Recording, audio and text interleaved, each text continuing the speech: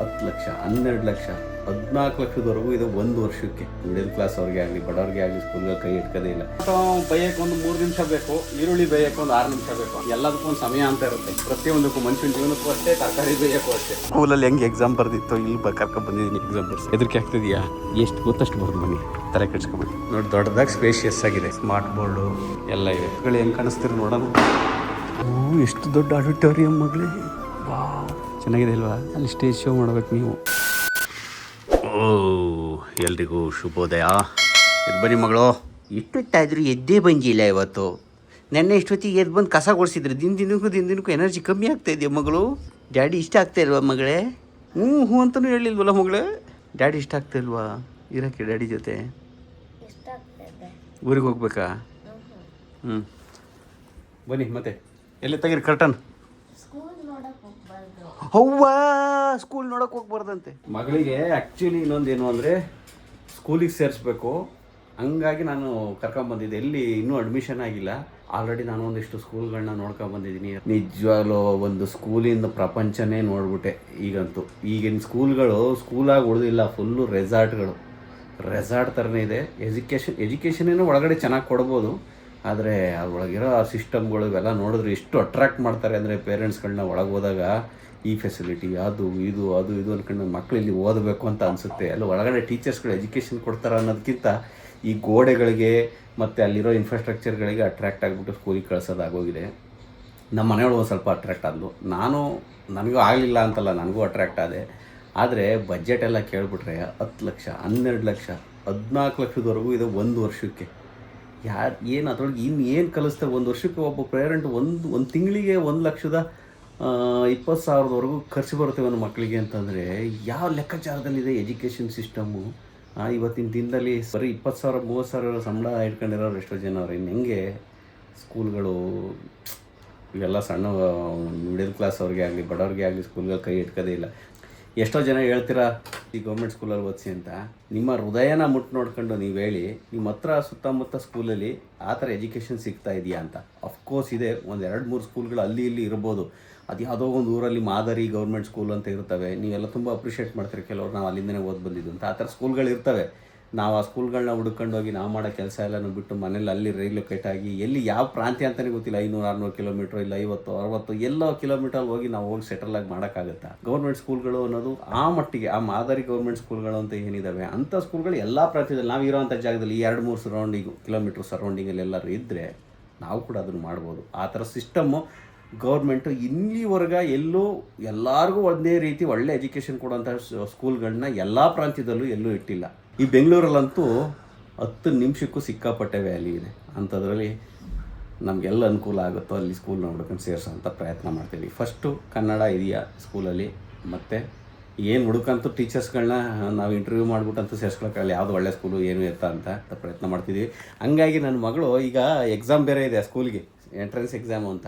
ಆ ಎಕ್ಸಾಮ್ ಎಲ್ಲಿ ಕೊಡ್ತಾರೋ ಅಂತ ಅದಕ್ಕೆ ಹಿಂಸೆ ಮಾಡ್ಕೊಂಡು ಹೋಗೋದು ಬೇಡ ಅಂತ ಸ್ಕೂಲಿಗೆ ಇವತ್ತು, ಅಲ್ವಾ ಮಗಳೇ? ರಾತ್ರಿ ಬೇಗ ಮಲಗಿದ್ರೆ ಬೇಗ ಎದ್ದು ಮಾಡ್ಬೋದು, ಆಯಿತಾ? ನೀವು ಲೇಟಾಗಿ ಮಲಗಿದ್ರೆ ಹಿಂಗಾಗುತ್ತೆ.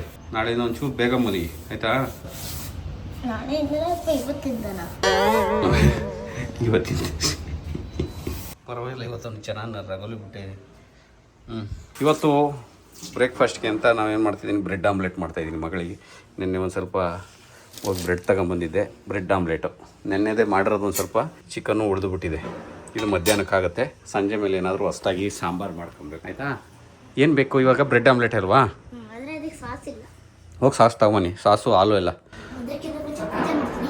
ಪೂಜೆ ಮಾಡಿ. 4 ಮೊಟ್ಟೆ, ಒಂದಿಷ್ಟು ಹಸಿರು ಮೆಣಸಿನ್ಕಾಯಿ, ಈರುಳ್ಳಿ, ಟೊಮೊಟೊ, ಕೊತ್ತಂಬರಿ ಸೊಪ್ಪು ಹೆಚ್ಚಿರೋದು, ಇದಷ್ಟು ಹಾಕಿ ಮಿಕ್ಸ್ ಮಾಡಿ ಬ್ರೆಡ್ ಆಮ್ಲೆಟ್ ಮಾಡ್ಕೊಳ್ಳೋದು ಅಷ್ಟೇ. ಇನ್ನೇನು ಕಸದವ್ರು ಬರ್ತಾರೆ, ಹಂಗಾಗಿ ಹಸಿ ಕಸ ಒಣ ಕಸ ಸಪ್ರೇಟ್ ಮಾಡಿ ಎತ್ತಿಡ್ತಾ ಇದ್ದೀನಿ ಎಲ್ಲದನ್ನು. ಇದು ಎಂಥ ಒಳ್ಳೆ ಕಾನ್ಸೆಪ್ಟ್ ಗೊತ್ತಾ? ಡ್ರೈ ಮತ್ತು ಹಸಿ ವೇಸ್ಟ್ ಇಟ್ಕೊಂಡು ಇವೆಲ್ಲ ಗೊಬ್ಬರಕ್ಕೆ ಹೋಗುತ್ತೆ. ಇದನ್ನು ಎಲ್ಲ ಕಾಂಪೋಸ್ ಮಾಡಿ ಗೊಬ್ಬರ ಮಾಡ್ಬೋದು. ಇವೆಲ್ಲದನ್ನು ಡಿಸ್ಪೋಸ್ ಮಾಡೋಕ್ಕೆ ಈಸಿ ಆಗುತ್ತೆ. ಆಲ್ಮೋಸ್ಟು ನಮ್ಮಲ್ಲಿ ನಮ್ಮ ದೇಶದಲ್ಲಿ ಕಂಪ್ಲೀಟಾಗಿ ಈ ಸಿಸ್ಟಮ್ಮು ಎಲ್ಲರೂ ಫಾಲೋ ಮಾಡಿದ್ರೆ ಇಡೀ ದೇಶ ಸ್ವಚ್ಛವಾಗಿರುತ್ತೆ. ನಾವು ನಮ್ಮ ಕೆಲಸ ಮುಗಿತು ಅಂದ ತಕ್ಷಣ ಸಿಕ್ಕಿದೆಲ್ಲ ಒಟ್ಟಿಗೆ ತುಂಬಿಟ್ರೆ ಡಿಸ್ಪೋಸ್ ಮಾಡೋದು ತುಂಬ ಕಷ್ಟ. ಹಂಗಾಗಿ ಏನಾಗುತ್ತೆ, ಎಲ್ಲೆಲ್ಲಿ ಬೇಕಲ್ಲೇ ಎಸಿತಾರೆ, ಇಡೀ ದೇಶ ಗಲೀಜಾಗಿ ಕಾಣುತ್ತೆ. ನಮ್ಮ ದೇಶದ ಜನಸಂಖ್ಯೆನೂ ಜಾಸ್ತಿ ಇರೋದ್ರಿಂದ ಇದನ್ನೆಲ್ಲ ಮೇಂಟೈನ್ ಮಾಡೋದು ತುಂಬ ಕಷ್ಟ. ಗೌರ್ಮೆಂಟ್ ಸರ್ಕಾರದ ಮಟ್ಟದಲ್ಲೂ ಸಿಕ್ಕಾಪಟ್ಟೆ ಕಷ್ಟ ಆಗುತ್ತೆ. ಇಂಡಿವಿಜುವಲ್ ರೆಸ್ಪಾನ್ಸಿಬಿಲಿಟಿ ತಗೊಂಡಾಗ ಇವೆಲ್ಲ ಕ್ಲೀನಾಗಿರುತ್ತೆ. ಈಗ ನಮ್ಮ ಈ ಫ್ಲ್ಯಾಟ್ಗಳಲ್ಲಿ ಈ ಸಿಸ್ಟಮ್ ಅಂತೂ ತಂದಿದ್ದಾರೆ. ಇಲ್ಲೆಲ್ಲ ಇದೇ ರೀತಿ ನಾವು ಸಪ್ರೇಟ್ ಮಾಡಿಡ್ಬೇಕು. ಇಲ್ಲಾಂದರೆ ಕ್ಲೀನ್ ಮಾಡೋಕ್ಕೆ ಬಂದವರೇ ಬಾಗಿಲು ತಟ್ಟು ಬೈದು ಹೋಗ್ತಾರೆ, ಹಂಗಿದೆ. ಕೆಲವು ದೇಶಗಳಲ್ಲಂತೂ ಸಿಂಗಾಪುರಲ್ಲೆಲ್ಲ ಅದಕ್ಕೆ ಅಂತ ಹೊರಗಡೆನೇ ಮನೆ ಮುಂದೆ ಡಬ್ಬಗಳು ಬೇರೆ ಬೇರೆ ಇಟ್ಟಿರ್ತಾರೆ, ಡ್ರೈ ವೇಸ್ಟು ಮತ್ತು ಹಸಿ ವೇಸ್ಟು ಅಂತ. ಇನ್ನೊಂದು ಯಾವುದೋ ದೇಶದಲ್ಲಿ ಕೇಳಿದೆ, ಯಾರೆಲ್ಲ ತುಂಬ KGಗಳ ಗಟ್ಟಲೆ ಹಸಿ ವೇಸ್ಟ್ನ ಕಲೆಕ್ಟ್ ಮಾಡಿ ಕೊಡ್ತಾರೆ ಅವ್ರಿಗೆಲ್ಲರಿಗೂ ಅವ್ರ ಅಕೌಂಟಿಗೆ ಅಮೌಂಟ್ ಕೂಡ ಕ್ರೆಡಿಟ್ ಆಗುತ್ತೆ ಅಂತ. ಹಂಗೆಲ್ಲ ಮಾಡಿದಾಗ ಒಂದು ಸ್ವಲ್ಪ ವ್ಯಾಲ್ಯೂ ತುಂಬ್ತಾರೆ ಲೈಫ್ಗೆ ಅಂತ ಅಂದಾಗ ಜನ ಒಂದು ಸ್ವಲ್ಪ ಇದ್ರ ಬಗ್ಗೆ ಶ್ರದ್ಧೆನೂ ತೋರ್ಸೋಕೆ ಶುರು ಮಾಡ್ತಾರೆ. ಸರ್ಕಾರ ಮಟ್ಟದಲ್ಲಿ ಈ ಥರ ಪಾಲಿಸಿ ಇತ್ತಂದ್ರೆ ತುಂಬ ಒಳ್ಳೇದು. ನಮ್ಮಲ್ಲಿ ನೋಡಿದರೆ ಈ ಬಸ್ಸಲ್ಲಿ ಈಗ ಇದರಲ್ಲೆಲ್ಲ ಹೋಗುವಾಗ ರೋಡ್ ಸೈಡ್ ನನ್ನ ಕಣ್ಣಿಗೆ ಪ್ರತಿ ದಿನ ಬೀಳ್ತಾರೆ ಜನ. ಕಸ ತೆಗೆದುಬಿಟ್ಟು ಕಾರಲ್ಲಿ ಹೋಗ್ತಿದ್ದವ್ರೆ ನೀರು ಕುಡಿದು ವಾಟರ್ ಬಾಟ್ಲ್ ತೆಗೆದು ಎಸೆಯೋದು. ನಮ್ಮೊಳಗೆ ಇದು ತೆಗೆದು ಹೊರಗಡೆ ಎಸ್ದಾಗ ಅದನ್ನು ಯಾರಾದರೂ ಒಬ್ಬರು ಕ್ಲೀನ್ ಮಾಡೋಕ್ಕೆ ಬರ್ತಾರ? ಇದು ಕರಗದೇ ಇಲ್ಲ, 200 ವರ್ಷ ಆದರೂ ಕರಗಲ್ಲ. ನಾವೇ ಒಂದು 60-70 ವರ್ಷ ಬದುಕ್ತೀವಿ, ಅವು 200 ವರ್ಷ 300 ವರ್ಷ ಆದರೂ ಪ್ಲಾಸ್ಟಿಕ್ ಕರಗದೇ ಇಲ್ಲ. ಪ್ಲಾಸ್ಟಿಕ್ ನಮ್ಮ ಜೀವನದಲ್ಲಿ ಒಂದು ದೊಡ್ಡ ಅಂಗ ಆಗೋಗಿದೆ. ನಾವು ಜನ ಎಲ್ಲ ಅದನ್ನ ವಿವೇಚನೆಯಿಂದ ಅದನ್ನು ಬಳಸೋದು ಇಲ್ಲ ಅದನ್ನು ಡಿಸ್ಪೋಸ್ ಮಾಡೋದು ಎಲ್ಲ ಅರಿವಿದ್ದಿದ್ರೆ ನಮ್ಗೆ ಈ ಥರ ಎಲ್ಲ ಸಮಸ್ಯೆ ಆಗ್ತಿರ್ಲಿಲ್ಲ. ಇದ್ರ ದೊಡ್ಡ ಮಟ್ಟದಲ್ಲಿ ಈ ಪ್ಲಾಸ್ಟಿಕ್ ಕಂಪ್ನಿಗಳಿಗೆ ಲೈಸೆನ್ಸ್ ಕೊಡೋದು ಹೋಗಿದ್ರೆ ನಮ್ಮಲ್ಲಿ ಏನು ಜನರೇಟ್ ಆಗ್ತಿರ್ಲಿಲ್ಲ. ಏನು ಮಗಳೇ ಓಕೆ. ನಾವಿಲ್ಲಿ ಮೇಲ್ಗಡೆ ಇದು ಹಾಕಿದ್ದೀವಿ, ತೆಗಿಬೇಕು ಆ್ಯಕ್ಚುಲಿ. ಇದನ್ನ ಬಂದಾಗಲೇ ನನ್ನ ಕೈ ಇಟ್ಕಲ್ಲ ಅಂತ ಅಂದ್ಬಿಟ್ಟು ನಾವು ಇನ್ನೂ ರಿಮೂವ್ ಮಾಡಿಲ್ಲ. ಇದೇನು ಅಂದರೆ ಏನಾದ್ರು ಬೆಂಕಿ ಗಿಂಕಿ ಹಚ್ಕೊಂಡ್ರೆ ನೋಡಿ, ಇಲ್ಲಿಂದ ಪಿಚ್ಕಾರಿ ನೀರು ಹಾರಿಸುತ್ತೆ ಅದಕ್ಕೆ ಎಲ್ಲ ಕಡೆ, ಇಡೀ ಮನೆಗೆ ಎಲ್ಲ ಕಡೆನೂ ಇದೆ ಇದು ನೋಡಿ. ಇಲ್ಲಿಗೆ ಇಲ್ಲಿ ಬರುತ್ತೆ ನೋಡಿ, ಇಲ್ಲಿದೆ ನೀರು. ಸೈರೇನು ಬರುತ್ತೆ ಹಂಗೆ. ಅಂದರೆ ಏನಾದ್ರು ಫೈರ್ ಗೀರ್ ಆದಾಗ ಅದು ಪ್ರಾಬ್ಲಮ್ ಏನು ಅಂತ ಅಂದರೆ, ಇದು ನಾವೆಲ್ಲ ಹೋಮ ಅಪ್ಪ ಎಲ್ಲ ಮಾಡ್ತೀವಿ, ಎಲ್ಲ ಫಾರಿನಲ್ಲಿ ಇಂಪ್ಲಿಮೆಂಟ್ ಮಾಡಿದವರು ಅವರೆಲ್ಲ ಹೋಮ ಅಪ್ಪ ಮಾಡಲ್ಲ. ನಾವೆಲ್ಲ ಹೋಮ ಮಾಡ್ತೀವಲ್ಲ, ಅವಾಗ ಹೊಗೆ ಬಂದಾಗ ನೋಡಿ, ಈಗ ಬರ್ತಾ ಇದೆಯಲ್ಲ, ಈ ಹೊಗೆ ಎಲ್ಲ ಬರುತ್ತಲ್ಲ, ಈ ಹೊಗೆ ಬಂದಿದ್ದು ಇದು ಡಿಟೆಕ್ಟ್ ಮಾಡಿಬಿಟ್ಟು ಮೈ ಅಂದ್ಬಿಟ್ಟು ನೀರು ಹಾರಿಸ್ಬಿಡುತ್ತೆ ಸೈರನ್ ಬಿಡ್ಕೊಂಡು.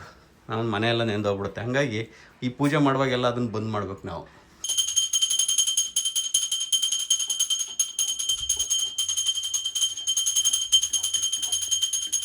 ವೆಲ್ಕಮ್ ಕುಲಕರ್ಣಿ ಬ್ರಹ್ಮಪುತ್ರಿ. ತಗೊಬಂದ್ರ ಏನೇಂತಂದ್ರಿ? ಅವ್ವ, ಇದೆಲ್ಲ ನಮಗೆ ಗೊತ್ತೇ ಇರಲಿಲ್ವಲ್ಲ ಮಗಳೇ. ಮ್ಯಾನೀಸು, ಇದು ಸ್ಯಾಂಡ್ವಿಚ್ಗಾ ವೆಜ್ ಮ್ಯಾನೀಸು. ಎಲ್ಲೆಲ್ಲೋ ಕಲ್ತ್ಕೊಬಿಟ್ಟಿದ್ದೀರಿ ಏನೇನೋ. ಸರಿಯಾಗಿ ಒಳ್ಳೆ ಪಿಜ್ಜಾ ಹಾಕ್ದಂಗೆ ಹಾಕ್ಬಿಟ್ಟೆ. ಆಮ್ಲೆಟ್ನ 1 2 ಎಲ್ಲ ಆದಮೇಲೆ ಫೋಲ್ಡ್ ಮಾಡಿ ಒಂದು ತಗೊಬಿಟ್ರೆ ಆಮ್ಲೆಟು ಸೂಪರಾಗಿರುತ್ತೆ. ಸ್ವಲ್ಪ ಬೇಯಲಿ ನೋಡೋಣ. ನನಗೆ ಗೊತ್ತಾಗಲಿಲ್ಲ, ಮೊದಲೇ ಸರಿ ಮಾಡಿದ್ದಲ್ಲ, ಒಂದು ಸ್ವಲ್ಪ ಏನೋ ಮಿಸ್ಟೇಕ್ ಮಾಡಿದ್ದೀನಿ ಅನಿಸ್ತಾ ಇದೆ ಕುಕ್ಕಿಂಗ್ ಪ್ರೋಸೆಸ್ನ. ಮಗಳು 2 ಸಾಸ್ ನೋಡ್ಕೊಂಬಿಟ್ಟಿದ್ದು ತಗೊಂಬಂದು, ಇದು ಬೇಕಂತ ಅದಕ್ಕೆ ಒಂದು 4 ಹಾಕೊಳ್ಳತ್ತೆ. ಇದಕ್ಕೆ ಮಾತ್ರ ಹಾಕ್ಕೊಡ್ತೀನಿ ಒಂಚೂರು. ಚೆನ್ನಾಗಿದೆ ಅನ್ಸುತ್ತೆ. ಇನ್ನು ಸಾಸ್ ಇದು ಚೆನ್ನಾಗಿದೆ ಅಂತಾರೆ. ಮ್ಯಾನೀಸ್ ರಿಚ್ ಇನ್ ಫ್ಲೇವರ್. ಈ ಏನೇನೋ ಯಾವ್ಯಾವುದೋ ಪ್ರೋಸೆಸ್ಸಲ್ಲಿ ಮಾಡಿದೆ ನೋಡೋಣ. ಅಲ್ಲಿ ನಾನು ಹಂಗೆ ಮಗ್ಸಾಕಿ ಒಂದು ಫುಲ್ ಮಾಡೋಣ ಅಂತ ಹೋದೆ, ಮಾಡಿದ್ರೆ ಹಂಗಾಯಿತು ಪ್ರೋಸೆಸ್ಸು. ಈ ಪ್ರೋಸೆಸ್ಸಲ್ಲಿ ಮಾಡಬೇಡಿ, ಯಾರು ಮಾಡೋದಿದ್ರೆ ಯೂಟ್ಯೂಬಲ್ಲಿ ನೋಡ್ಕೊಂಡು ಮಾಡಿ. ಆಯ್ತು, ಟೇಸ್ಟ್ ನೋಡೋಣ. ಟೇಸ್ಟ್ ನೋಡಿದ್ಮೇಲೆ ಗೊತ್ತಾಗುತ್ತೆ ಹೆಂಗಿತ್ತು ಅಂತ. ಚಲೋ ಒಂದು ಚಿತ್ತಾರ ಆಗೋಯ್ತತ್ಲಿ. ಕುಲಕರ್ಣಿ ಇಲ್ಲಿ ನೋಡಿ ಮಗಳೇ, ಹೆಂಗಿದೆ ಸ್ಯಾಂಡ್ವಿಚ್. ಎಲ್ಲಿ ಇಟ್ಬಿಟ್ಟು ವೀಡಿಯೋ ಮಾಡೋದ್ರೊಳಗೆ ಸ್ಯಾಂಡ್ವಿಚ್ ಅಲ್ಲಿಗೆ ಹೋಗಿದ್ಯಾ? ಚೆನ್ನಾಗಿದೆ ಅದು. ನೀವು ಕುಕುಂಬರ್ ಒಂದು ತರಬೇಕಾಗಿತ್ತು, ಆ ಥರ ಸ್ಯಾಂಡ್ವಿಚ್ ಕೇಳಿದ್ರಿ ನೀವು. ನಾನು ಯಾವುದೋ ಮಾಡಿಕೊಟ್ಟೆ, ಮಗಳಿಗೆ ಯಾವುದೋ ಬೇಕಿತ್ತಂತೆ. ಇದೇನಾ? ಇಷ್ಟೇನಾ ಬೇಕಾಗಿದ್ದು? ಈಗ ನಂದು ಇದನ್ನು ತಗೊಳ್ಳಿ, ನೀವೊಂದು ಪೀಸು ಮಗಳೇ, ಆಯಿತಾ? ಒಟ್ಟಿನಲ್ಲಿ ಹೆಂಗೋ ಮಾಡಿದ್ದೀನಿ, ರುಚಿ ಇದೆಯಾ ನೋಡ್ತೀನಿ.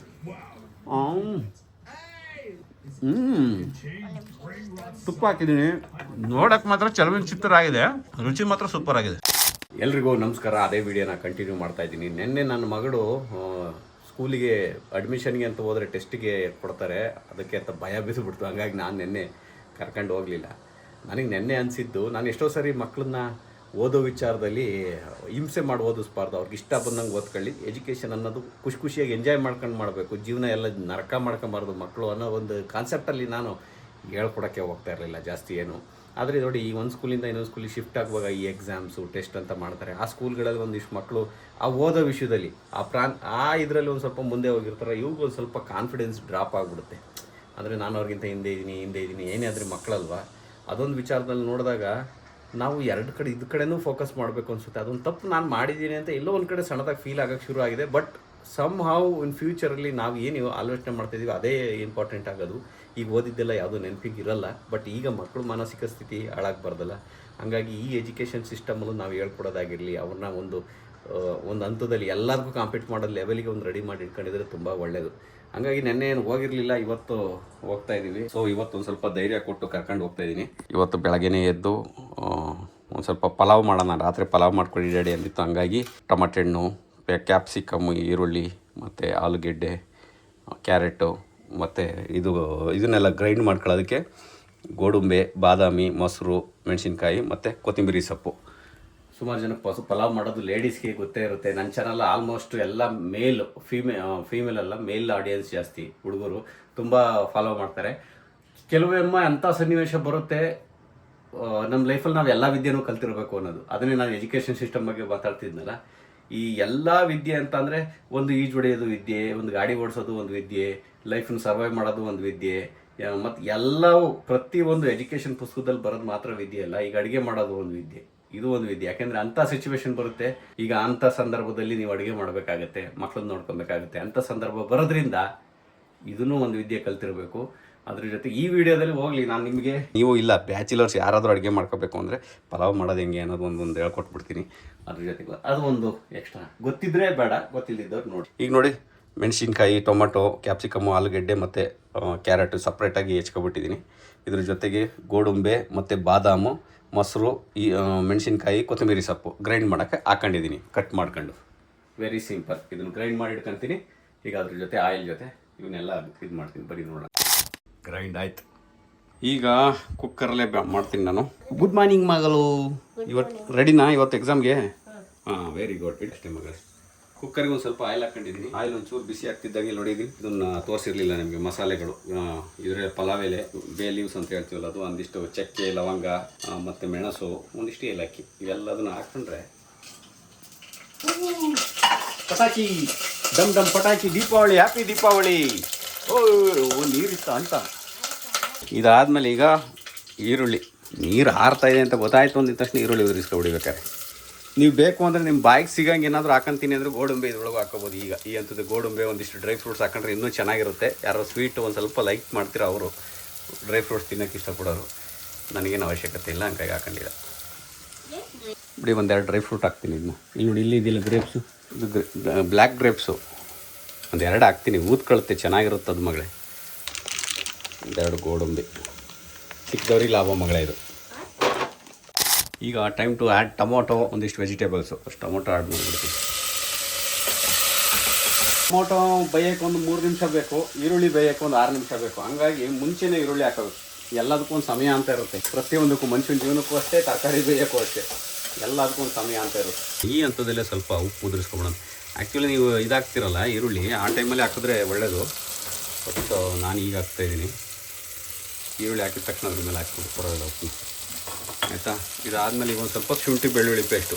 ಶುಂಠಿ ಬೆಳ್ಳುಳ್ಳಿ ಪೇಸ್ಟ್ ಹೆಂಗೆ ಅಂತ ಅಂದರೆ ಅದೊಂಥರ ಈ ಮನೆ ಕಟ್ಟುವಾಗ ತಳಪಾಯ ಇದ್ದಂಗೆ. ನೀವು ಏನೇ ಅಡುಗೆ ಮಾಡಬೇಕು ಅಂದರೆ ಶುಂಠಿ ಬೆಳ್ಳುಳ್ಳಿ ಪೇಸ್ಟ್ ಇದ್ದರೆ ರುಚಿಯಾಗೋದು. ನೆನ್ನೆ ಊಟದಲ್ಲಿ ನಾನು ಶುಂಠಿ ಬೆಳ್ಳುಳ್ಳಿ ಪೇಸ್ಟ್ ಮಾಡ್ಬಿಟ್ಟಿದ್ದೆ.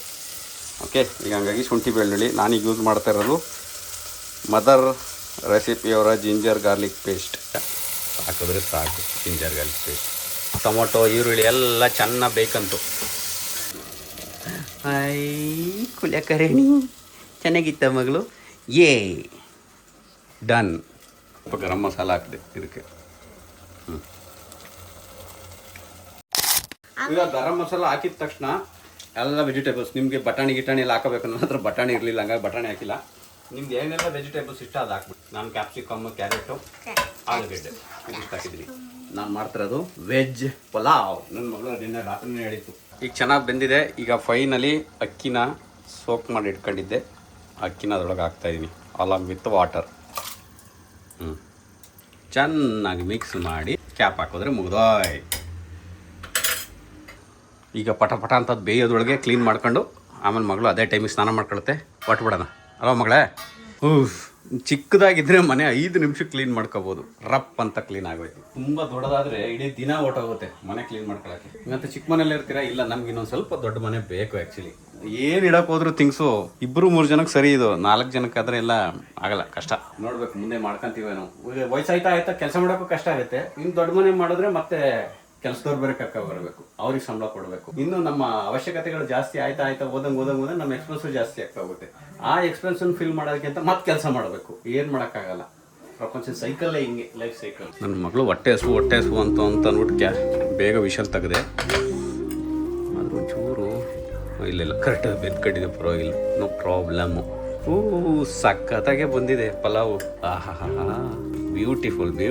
ನನ್ನ ಮಗಳು ಏನೋ ಕೇಳ್ತಾ ಒಂಚೂರು ಸೀರಿಸ್ಬಿಟ್ಟಿದ್ದೆ, ಅದು ಹಾಳಾಗುತ್ತೆ ನಾನು ಖಂಡಿತ ಇಲ್ಲ. ಒಂದು ಸ್ವಲ್ಪ ಚೆನ್ನಾಗೇ ಬಂದಿದೆ. ಸ್ವಲ್ಪ ಏನು ಅಂದರೆ ನೀರು ಡ್ರೈ ಆಗಬೇಕಾಗಿತ್ತು, ಬೇಗ ವಿಷಲ್ ತೆಗೆದೆ. ನನ್ನ ಮಗಳು ಹೊಟ್ಟೆ 10 ಗಂಟೆ ಆಗೇ ಹೋಯ್ತು. ಹೊಟ್ಟೆ ವೆರಿ ನೈಸ್. ಮೊಸರು ಇತ್ತು, ಸ್ವಲ್ಪ ಸೀದಂಗಾಗಿದೆ, ರುಬ್ಬೇಕು. ಚೆನ್ನಾಗಿದೆಯಾ ಮಗಳ? ನಮ್ಮ ಫ್ಲ್ಯಾಟ್ ಪಕ್ಕನೇ ಇಲ್ಲಿ ಸೆಂಟ್ ಫ್ರಾನ್ಸಿಸ್ ಸ್ಕೂಲ್ ಅಂತ ಇದೆ. ಸ್ಕೂಲಲ್ಲಿ ಹೆಂಗೆ ಎಕ್ಸಾಮ್ ಬರ್ದಿತ್ತು ಇಲ್ಲಿ ಕರ್ಕೊಂಡು ಬಂದಿದ್ದೀನಿ ಎಕ್ಸಾಮ್ ಬರ್ಸೋಕ್ಕೆ. ಆಲ್ ದ ಬೆಸ್ಟ್ ಮಾಡಿ. ನನಗೆ ಯಾಕೆ ಜಾಮಿಟ್ರಿ ಕೊಡ್ತಾ ಇದ್ದೀರಾ? ಕೈ ಕೊಡಿ. ಹೋಗಿ ಎಕ್ಸಾಮ್ ಮಾಡಿ ಬನ್ನಿ, ನೋಡೋಣ ಹೆಂಗೆ ಬರುತ್ತೆ. ಹೆದರಿಕೆ ಆಗ್ತಿದೆಯಾ? ಎಷ್ಟು ಗೊತ್ತಷ್ಟು ಬರ್ದು ಬನ್ನಿ, ತಲೆ ಕೆಡ್ಸ್ಕೊಬೇಡಿ. ಮಾಡಿ ಬಂದರೆ ಎಕ್ಸಾಮ್ನ. ಚೆನ್ನಾಗಿತ್ತು ಎಕ್ಸಾಮು. ನೋಡೋಣ ನಿಮ್ಮ ಕ್ಲಾಸ್ ರೂಮ್ ಎಲ್ಲಿದೆ ಅಂತ. 5th ಇದರಲ್ಲಿ ಯಾವುದು 7th ಅಂತ ಇದು 7th. ನಾನು ಕೆಳಗಡೆ ಫ್ಲೋರಿಗೆ ಹೋಗ್ಬೇಕಾಗಿದೆ. ಬನ್ನಿ.